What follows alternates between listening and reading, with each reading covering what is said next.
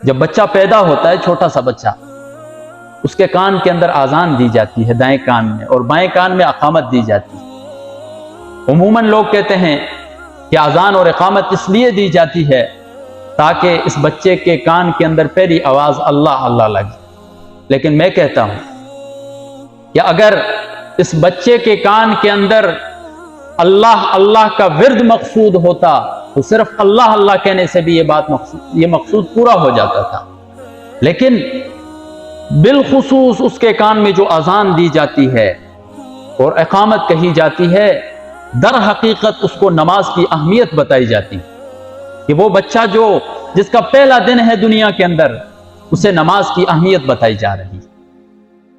اور اس کی تائید قرآن بھی کرتا ہے کہ حضرت مریم علیہ السلام جب ان کو حمل ٹھہرا، دور چلی گئی اور بستی سے دور ہو کر جب ولادت ہو گئی تو عورت تھی، بستی تو واپس آنا تھا، لوگوں نے تانا دینے شروع کر دیے، یا اخت ہارون ما کان ابوک امرأ سوء وما کانت امک بغیہ، اے ہارون کی بہن، نہ تو تیرا باپ ایسا تھا نہ تیری ماں ایسی تھی، تو کیا کر بیٹھی ہے؟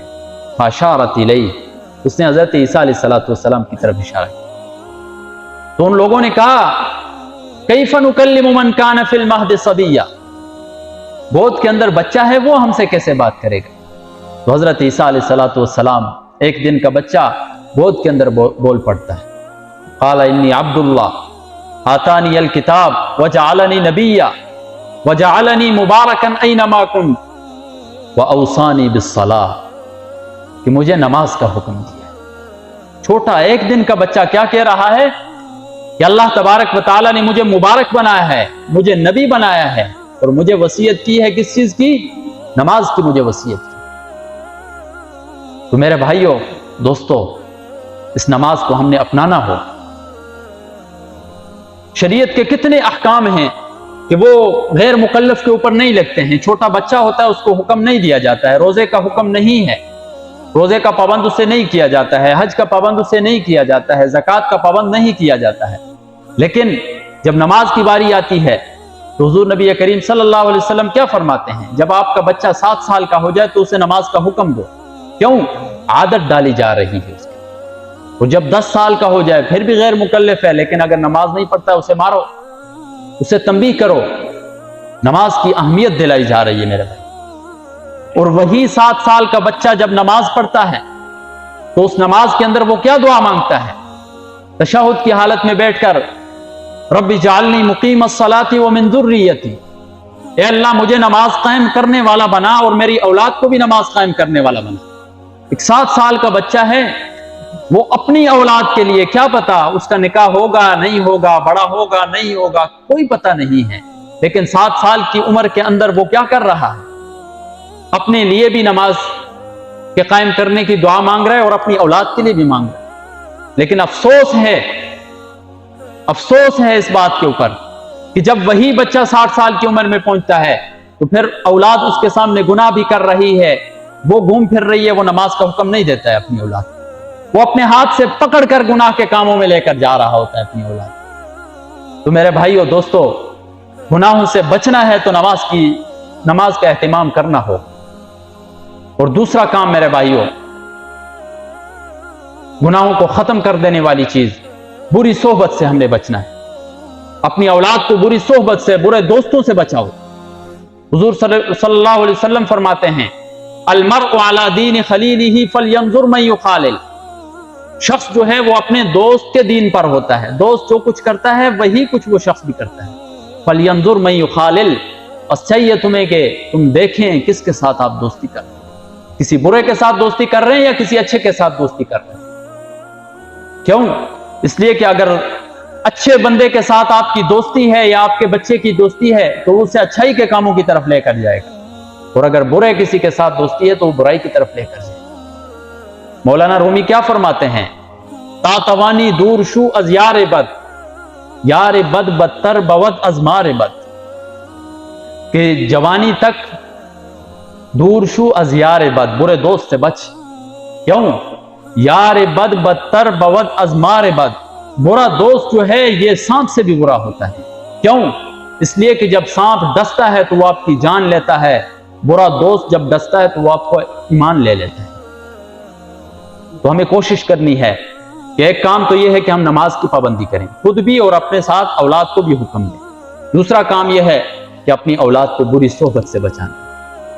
انشاءاللہ اگر ہم ان چیزوں کے اوپر عمل کریں گے تو اللہ تبارک و تعالیٰ سے امید ہے کہ انشاءاللہ ہم گناہوں سے بچ جائیں گے اور ہمارا معاشرہ یہ برے برے گناہوں سے صاف ہو جائے جو بے حیائی کو ختم کرنے والے۔ چند ایسے کاموں کو ہم نے اپنانا ہے، ہم نے اپنے معاشرے کے اندر ان کاموں کو رواج دینا ہے تاکہ بے حیائی ختم ہو معاشرے سے۔ یہ سنگین ترین گناہ جو ہے اس کا خاتمہ ہو، اس کا قلعقمہ کر دیا جائے ہمارے معاشرے سے۔ 2 سے 3 باتیں میں آپ حضرات کے سامنے اس مختصر وقت میں رکھوں گا۔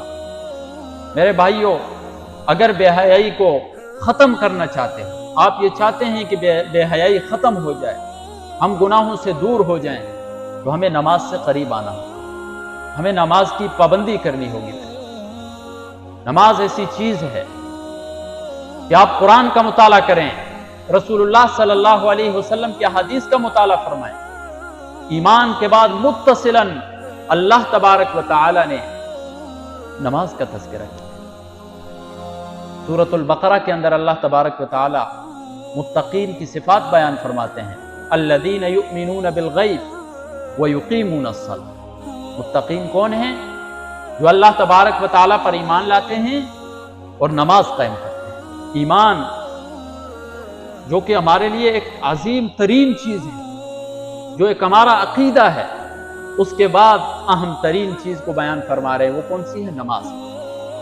حضور نبی کریم صلی اللہ علیہ وسلم سے سوال کیا گیا کون سا عمل افضل ہے؟ نبی علیہ الصلوۃ والسلام نے فرمایا ایمان باللہ، اللہ تبارک و تعالیٰ پر ایمان لانا۔ ثم ایون، پھر کون سا ہے؟ فرمایا الصلاۃ علی وقتہ، نماز کو اس کے وقت پر ادا کرنا۔ یہ سب سے اہم ترین کام ہے ایمان کے بعد ہے، اور اتنا عظیم ترین کام ہے کہ ہم اپنے معاشرے میں جس طرح کوئی شخص اپنے محکوم سے، کسی نوکر سے کہتا ہے، کوئی عام کام ہو تو فون کے ذریعے پیغام دے دیتا ہے، کسی کے ذریعے دے دیتا ہے، لیکن جب کوئی اہم کام ہوتا ہے تو وہ شخص اپنے نوکر کو اپنے پاس بلا کر اس کام کا بتاتا ہے۔ کیوں؟ اس کام کی اہمیت دلانا چاہتا ہے۔ تو اللہ تبارک و تعالیٰ نے روزے کا حکم دیا، فرشتے کو بھیجا، حج کا حکم دیا، فرشتے کو بھیجا، مختلف احکامات نازل کیے، فرشتے کو بھیجا، لیکن جب نماز کی باری آئی تو نماز فرشتے کے ذریعے نہیں بھیجی، پیارے حبیب کو اپنے پاس بلایا آسمانوں پر، اور وہاں پر جا کر نماز کا تحفہ دیا۔ اتنی اہم ترین چیز ہے۔